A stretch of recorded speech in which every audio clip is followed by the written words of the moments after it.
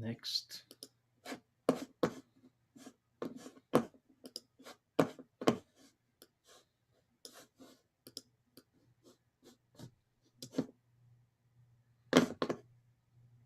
Testing. 1, 2, 3.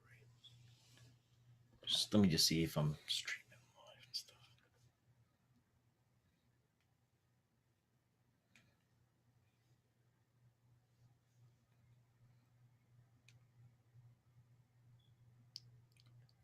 and stuff. Assalamu alaikum. Can you guys hear me?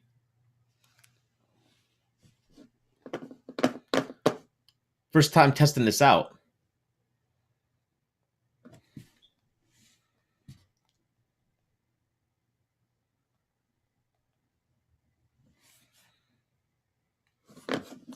All right. Well, awesome, excellent. So I'm gonna go ahead and, we just hit. First of all, thank you to everybody who pushed this channel up to 1,000 subscribers today. First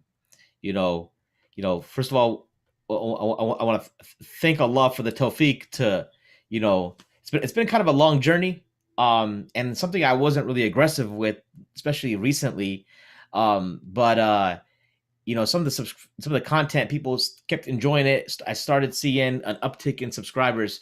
So I want to say is like a month or two ago, I saw my subscribers were like 975 or so. I'm like, all right, and this is right before Ramadan. Eid Mubarak, Alejandro.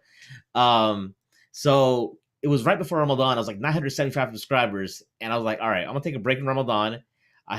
Before Ramadan, I had done an episode with Ubaidullah Evans and Omar Lee, which had done quite well, and I got a lot of good feedback on that.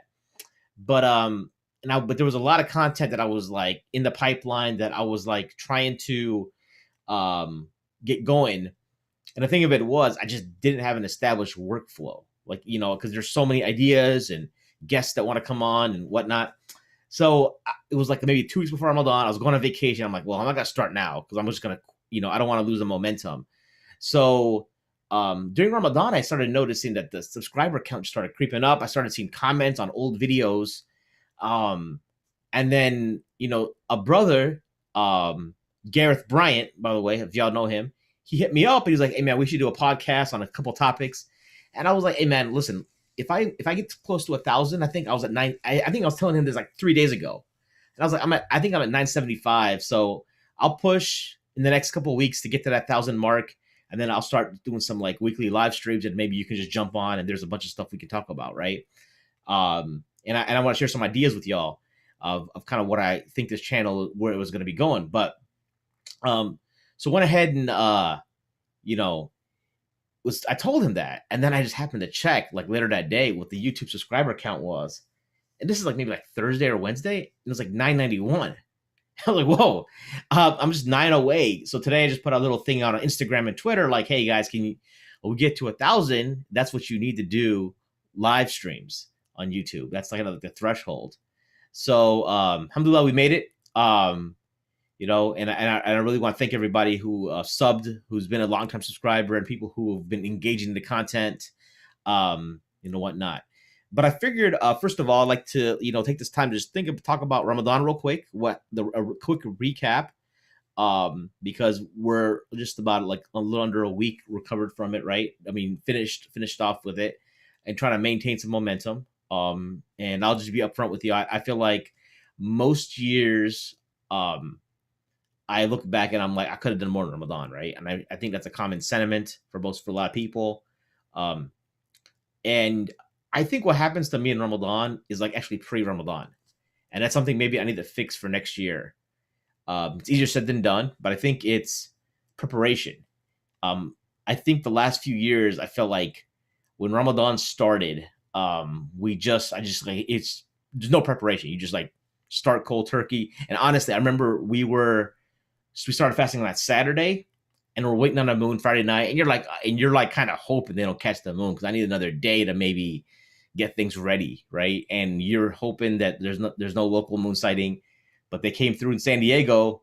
Walaikum salam, Ali. But they came through in San Diego, and you just try to start fasting. And I think number one, you're not prepped. First couple of days, alhamdulillah, it was the weekend, so it wasn't like terrible. But then starting the work week. But one thing I've realized about Ramadan is that I think I go into Ramadan with like a lot of anxiety as far as how am I going to be productive at work in Ramadan, and I'm always like dreading it. And the thing of it is, and I realized it this time, yeah, it's uncomfortable at work physically, right? But I'm actually able to get quite a lot done. Um, you know, my schedule in Ramadan is pretty much like this, right? We in Chicago, we get up at 4 in the morning. Kiko Rami. Dawat kai sila ito age. Ali bhai. My man Ali's married to a Bengali sister now, so maybe he's like trying to work on his Bangla. But 4 in the morning is when I think I was gonna get up for suhoor. For in Chicago, that's when the month started. Getting up at 4, making breakfast, and then taking a slow release caffeine pill, um, which is like 200 milligrams, slow release caffeine, and going back to sleep for about a couple hours. And keep in mind, this beginning of Ramadan, probably going to bed around 11:30, waking up before. That's 4.5 hours of sleep. Go back and sleep for another couple hours. You're probably getting 6.5 hours. That's generally considered to be pretty good for Ramadan. So I get up, I got my caffeine now in my system. I wake up, I feel like a little bit of a jolt. It feels a little groggy, but not terrible, right? You go into work, you try to knock out the most important things of the day first, and then around 11 or 11:30, I start feeling like this little bit of like that little headache, feel like I want to take a nap. So the first days, I would kind of go to my car around when people generally take lunch. I just go train, knock out for like 30 minutes, 40 minutes, take a nap, and then come back in, and I'd be refreshed, and I could make it till like 4 or 5 o'clock, get home, try to get a nap in. I'll be honest, I wasn't really focusing on Tarawih as much as probably I should have been on the weeknights, especially. Um, and then sometimes I'd catch Tarawih, and the days I didn't go to Tarawih, I was like, let me let's go to the gym, maybe get a really quick workout in, something like a 40-minute workout right after iftar, right? So yeah, so that's kind of the routine. And when I was going to work. And one thing I always do is I always take the last week of Ramadan off. I always take vacation. Usually try to get the last 10 days. And I always have this habit, and it gets me every year that, I'm going to get all my Quran caught up. I'm going to do all this reading. I'm going to do that all in the last 10 nights. But I'll tell you what, man, when those last 10 days hit and I'm just at home and I'm just gonna be asleep until like 11 a.m., noon, getting up, just slouching around, taking another nap around 3 in the afternoon, waking up before iftar. And I was just like, I wasn't doing anything. I really didn't get a lot done. I was comfortable, right? But I think what it comes down to is that, David Goggins, if those of y'all who follow him always, if y'all don't, y'all should read his book, Can't Hurt Me. He talks about every human being should do something every day that sucks, that they find discomfort in. Some people call it embrace the suck. You're starting to see people talk about this more and more. And when I'm fasting in Ramadan and I'm going to work, it's uncomfortable, but I actually feel like I'm getting more out of it. Because at work, I actually feel like I'm more efficient, I'm more productive. I'm not going to any meeting that's a BS waste of time meeting, right? I'm telling people, like, if you really need, I'll check. I'll work on getting the most important things that I need to do, before 11 a.m., noon, before I get, before that nap I take in my car, right? And by the way, at the end, before I was on vacation, some of those days I didn't even need a nap. I just kind of coasted right through. You know what I mean? And one day I was there like 6 o'clock p.m. and I'm like trying to stop at 5 so I can go home, get a nap in before iftar. And, even that little bit, I get home at 6, then you take like maybe a 20, 30-minute nap before iftar. And it does, and that still does some wonders. It still gets you up, gets you going and whatnot. But yeah, man. So I think that's where It was something you always like have some epiphany, but the problem that happens, I think, to a lot of folks is that we tend to forget how Ramadan, because near the end, everyone's like, man, it wasn't that hard. It wasn't that bad. I could have done more, right? But like the Mashaykh, whenever you listen to like a pre-Ramadan talk, they're always telling you like you need to start preparing before. That's why I used to hear about the companions of the Prophet, peace be upon him, used to say they used to be thinking about Ramadan like 6 months before, right? Maybe a year before, because they would end and then they would think about next year's Ramadan already, starting to get ready for that, right? It's almost like these marathon runners. They train for marathons, or people who do competitive bodybuilding. You talk about bodybuilding, they have the off season, and then the prep season. You know what I mean? So I think maybe that's going to have to be the approach, because I just feel like the months go by, the years of Ramadans go by, and you're like, are you really, um, you know, don't get. I don't want to downplay what we're doing in Ramadan, but I always feel like you could do more.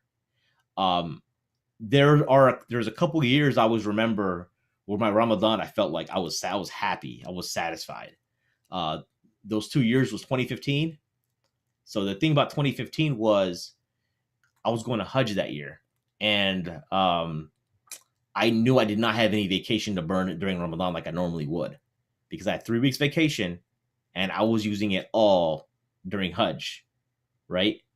So, um, and that year, there's a Qadi in Chicago named Imam Faisal. He's a Somali sheikh. He's a well-known reciter. Y'all should check him out on SoundCloud.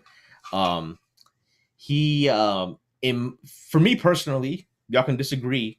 He's my favorite Qadi, like period, like in the world. Like I would rather listen to him more over anybody else, right? And it just so happens, dude lives in Chicago. Okay, so I really got hip, and I had heard him before in passing here and there. But in 2015, he was leading prayer at a place called the Ackerman Sports Complex. It's about a 35-minute drive from my house. Those of y'all who follow us on the Mad Mamluks, the Ackerman Center is probably pretty close to them where the Mad Mamluk studio is, right? Out in the western Chicago suburbs. And it was a place where they would rent out, and praying behind him with the acoustics in that gymnasium was amazing. And I was going pretty much every night, driving 35 minutes. I'd like eat something real fast, like something light, drive out there, pray at least 8 rakah, and then head back home so I could go to work, right? The next day, because I was still working because I didn't have vacation. And I felt like I was just dialed in. I had a routine, and I wasn't like screwing around because I didn't have like a bunch of free time, right? Um, for me, and so that was one thing. I think the focus, because I was trying to get myself ready for Hajj, and that was the mindset. So there was this goal, like Ramadan. It's not like you just wait till Ramadan. Now, like, oh, Ramadan's over. Oh, I got Hajj in like 2 months.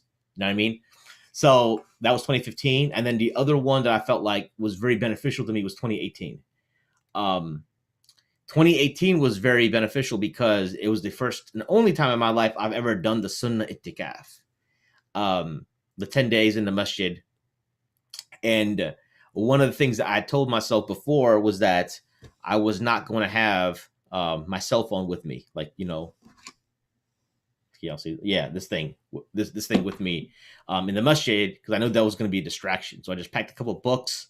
I packed the Quran. I packed "Sea Without Shore" by Sheikh Nuh Hamim Keller, which I was able to get through those 10 days. And I just picked up like a track phone, like a flip phone from like Walmart, like a burner, just for my wife in case she had to get a hold of me for something, right? And it was at a smaller masjid in the north suburbs of Chicago, in Evanston. There's only like 8 or 9 brothers doing itikaf. There wasn't like a lot of programming, so there wasn't a lot of influx of people. They did have nightly iftar, right? But man, I felt like that was the move, because you have nothing else to do besides read Quran, do dhikr, or read like Sea Without Shore, or like whatever Islamic book you bring in, right? I told some folks like you're not gonna hear from me. So people didn't. Not everybody got the memo. People are texting me, hitting me on WhatsApp. No response. My phone shut off in my car. I left it in my car outside the masjid, right? And it was one thing that was interesting was I remember that week.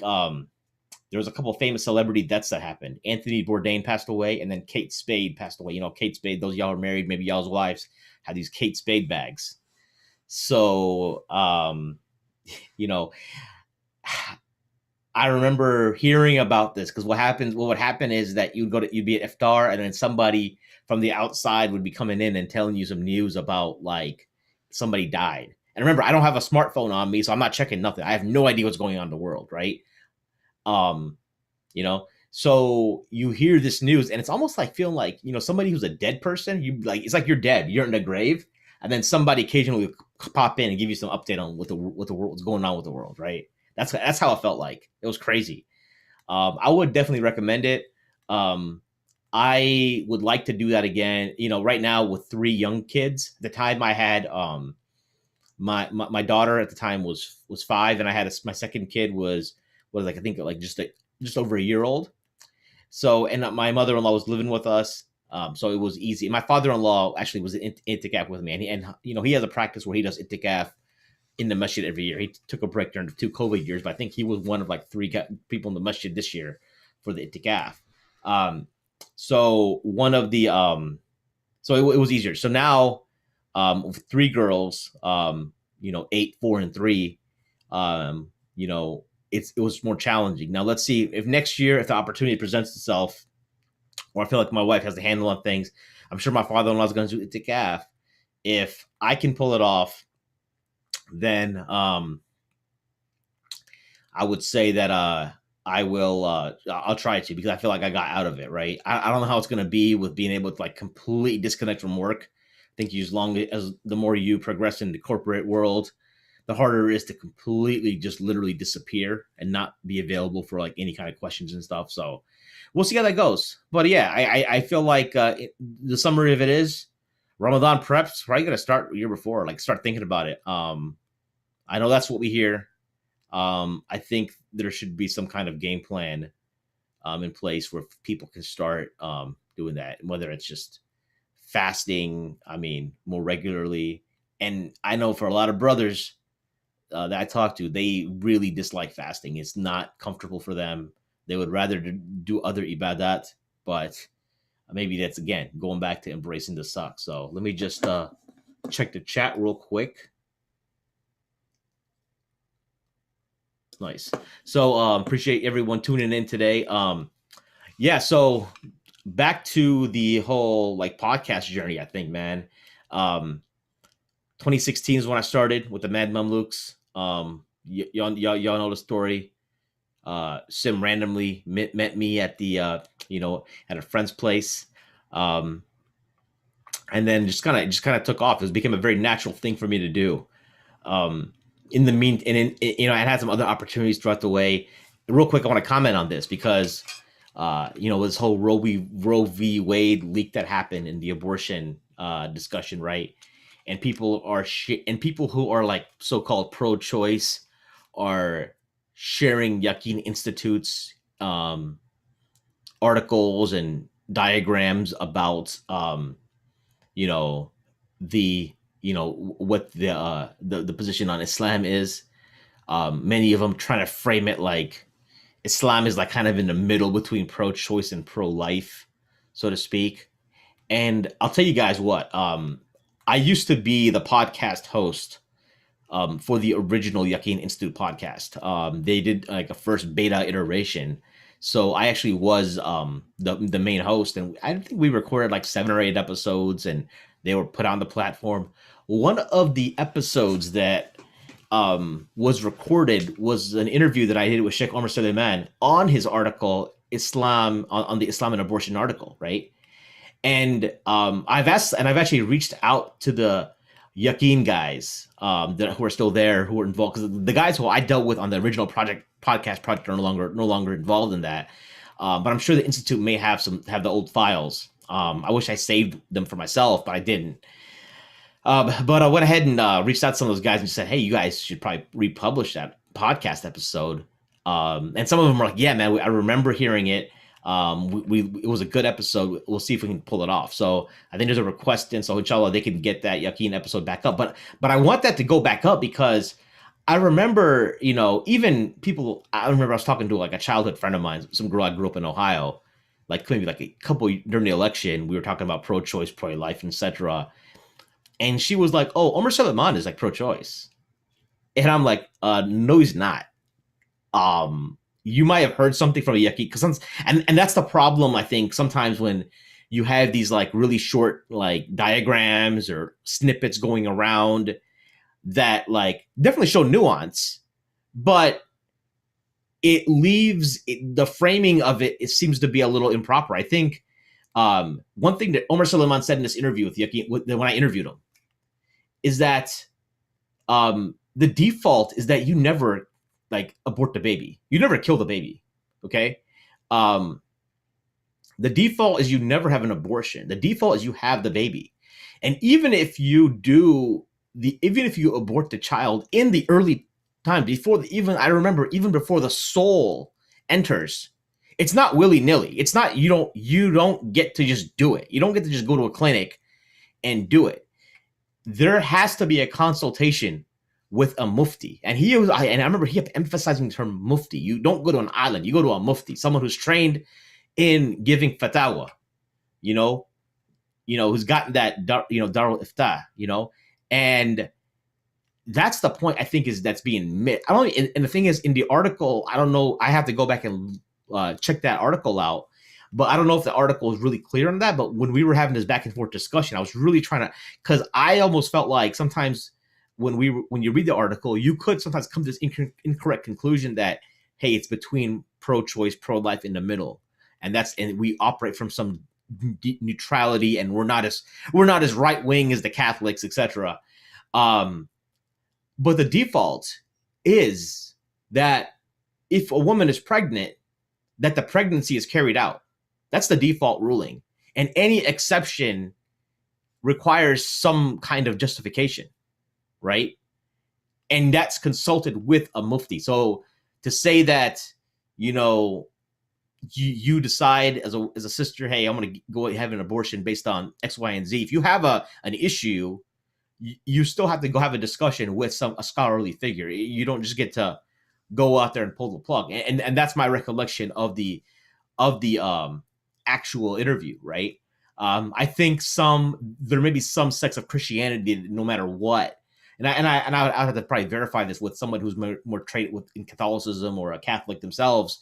My understanding was that the Catholics won't even give the exception for mother's health, physical health, because the baby is not baptized yet.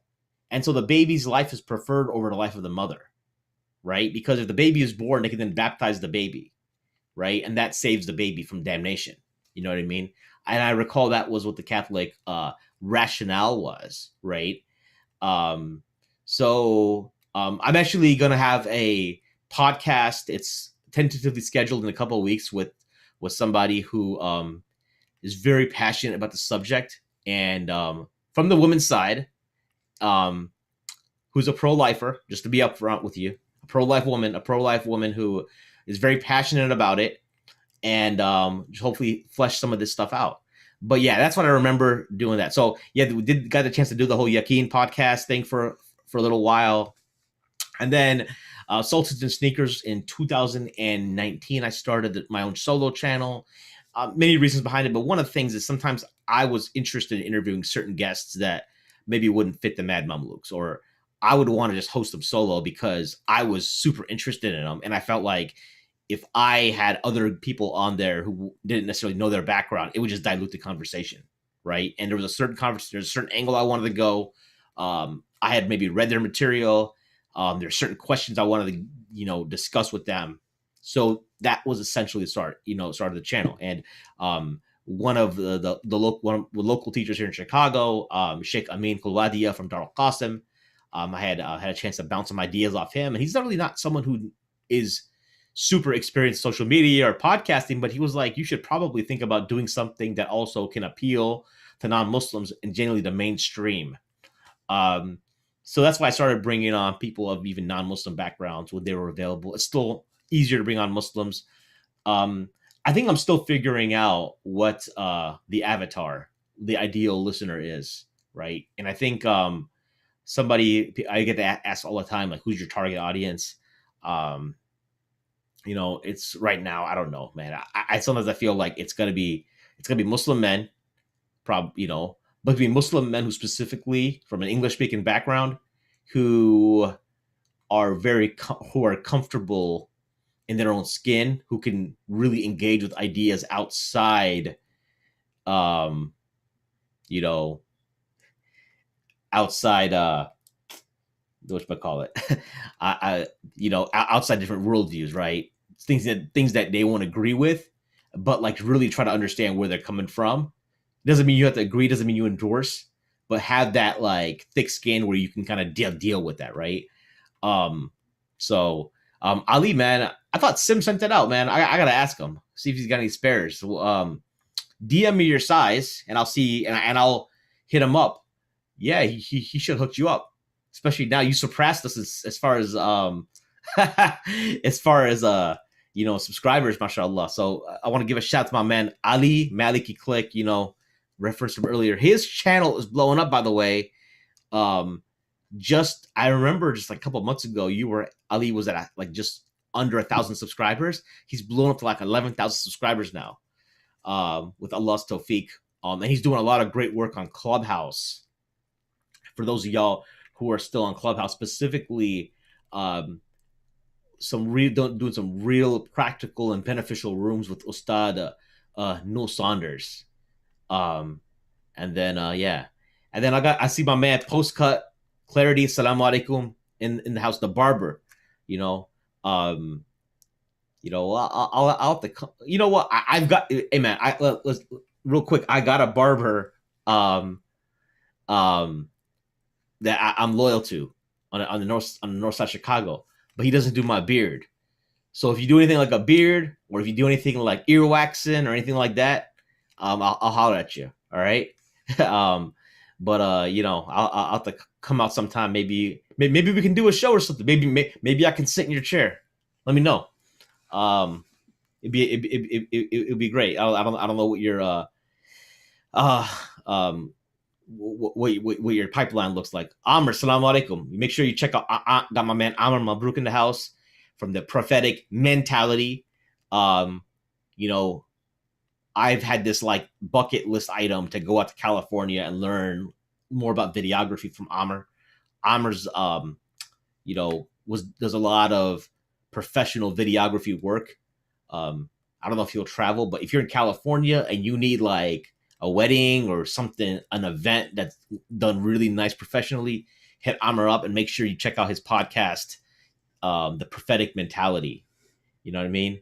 So for sure. So so the channel is what it is. It's at 58 videos on YouTube. I'll be honest with, and I am, when it comes to podcasting, I actually prefer the audio platform. I think that's the podcasting in the purest form. It is, the thing about it is, YouTube to me is, it's fine, but I don't pay for YouTube Premium, and I just love the podcast app. I just love having like a bunch of shows I can subscribe to, and just seeing new stuff pop up, and I can just put on my Bluetooth and I'm listening to this content when I'm like doing chores, driving, taking out the trash, cleaning the bathroom, whatever. You know what I mean? Folding laundry. Like it's not like I'm gonna be watching. I know some guys actually, like watching, YouTube content, and more power to them. But YouTube, like the thing is the different. And I think when people reach out and they say, "Hey, I want to start a podcast," I always ask them, "You doing audio or video?" Not. Oh, Sheikh Amr, salam alaikum. He's in the house. What's good, man? Yeah. So the thing about audio is it's so much less work. So you can actually pump out a lot more content. Even the bandwidth on your computer. You think about the kind of space you have, because when people start channels, they don't think about what kind of computer they have, the kind of processor they have, like video software. You know what I mean? So that's something that I remember when I first started. Started Sultans and Sneakers. I was like, well, I have to do YouTube with the audio, right? I think people just expect it now, but I think a lot of times people, when they're starting something from scratch, they've never done any podcasting. I would say do audio only from the get go. Because number one, you got to see if you have the time to even commit. Because the time commitment for video is just so much more. Because the editing, the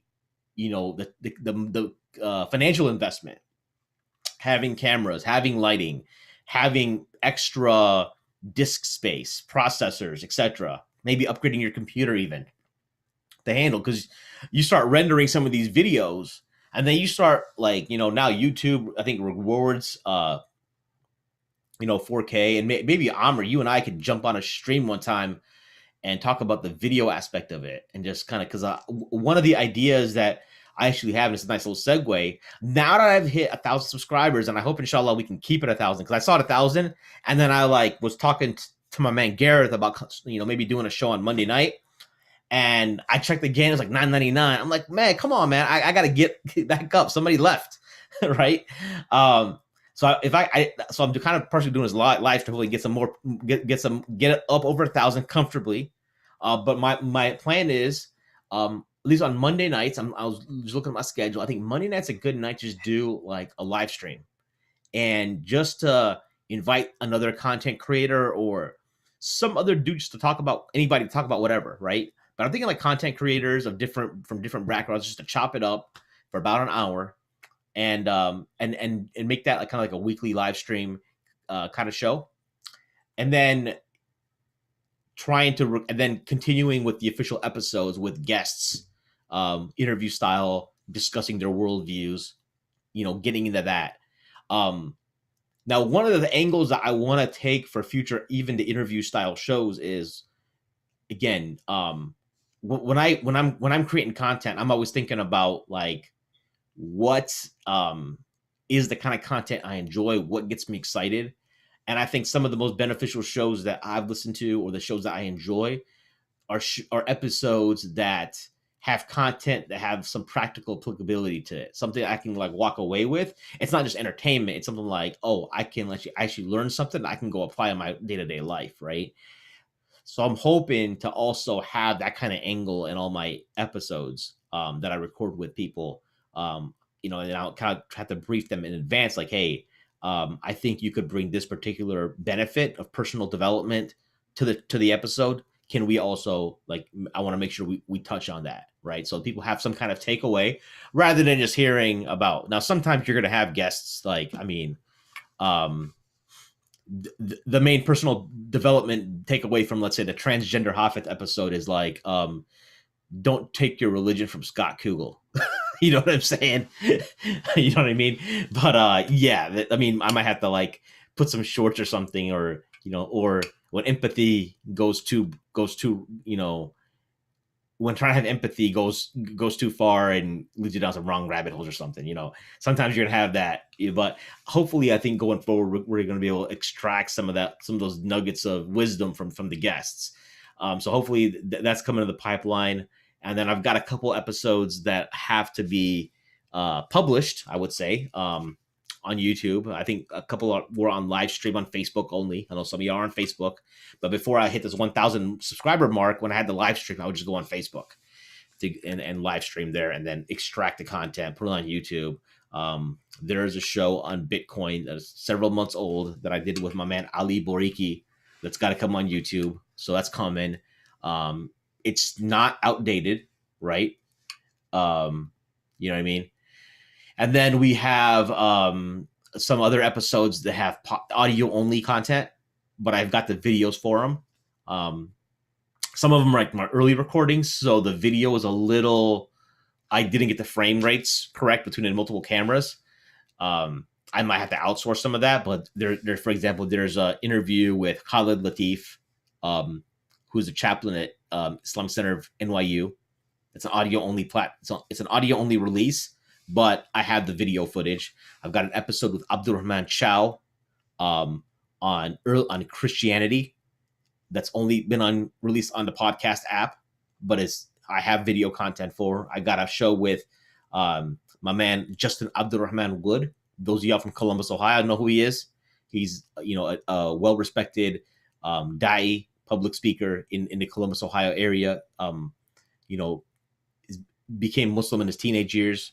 Actually went to 8th grade with me.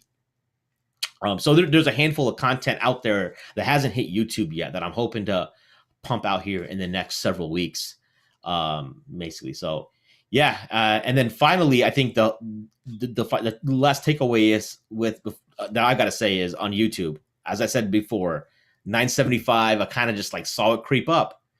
YouTube's algorithm is really nice in the sense that you can kind of not do anything for like 2 months. That's literally what I did. The last video I put out was 2 months ago, and the subscriber count goes up. People are finding old videos, they're commenting. Because once you put it on YouTube, as long as you don't get banned, it stays on, right? And I listened to an interview with a guy named Jeremy Stickney. He's a YouTube consultant. He's like 24 years old, and he's making a crap ton of money just doing YouTube consulting. And he works for a guy named Evan Carmichael. And he was talking about YouTube was the platform he went all in on, because when you post on other avenues like Facebook or Instagram or TikTok, it's very short lifespan, right? For YouTube, you put out stuff and it just stays there, and people find it even if it's several years old, they'll find it. So I think that's the beauty of it. So that's what I'll say. So let me just go ahead and check out the what's happening, Ashley. Brother Ali's got a podcast. I gotta check him. Maybe I'll go visit him when he's in Istanbul. And then Ali, you got a camera on. Yeah, Sheikh Amr, man. I thought Sim sent that T-shirt out. I gotta make sure.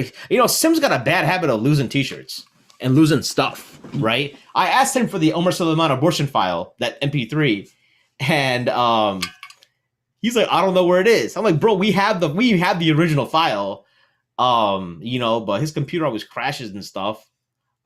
So yeah, man. Yeah, Ali, man, 12K. Cool. Oh, Sheikh Amr didn't go to an Eid party. Yo, bro, I just got back from this kind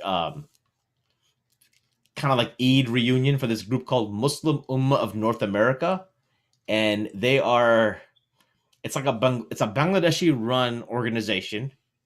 I asked them what their bylaws were. They were like, to strive for the haqq, to be upon the Quran and Sunnah, to give dawah.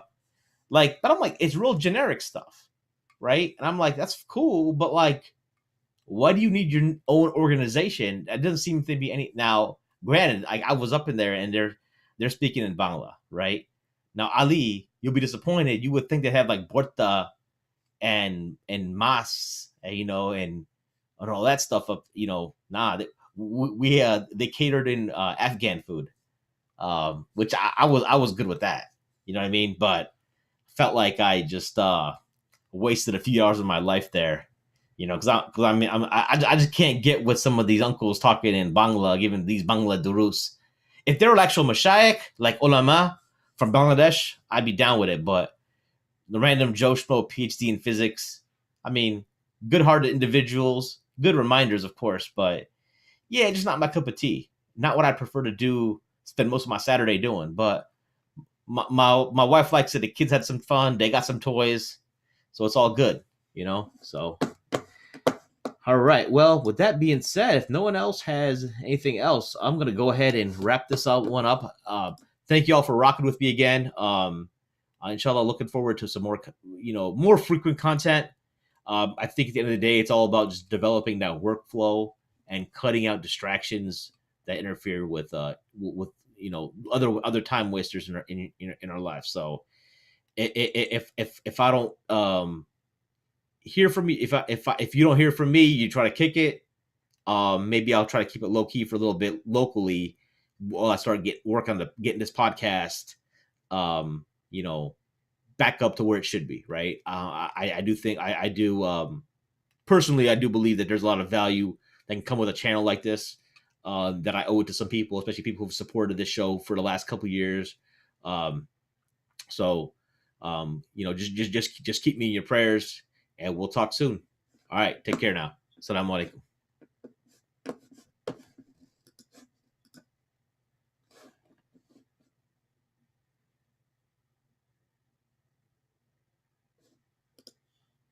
Oh wait, yeah, I just saw it. Yo, Amr, I love you, man. I thought that thobe would have been a sign of it. You know, my love language is gifts. You know what I'm saying? I don't know if that came through or not. I said I love you, dude. What the heck? All right. Take care now.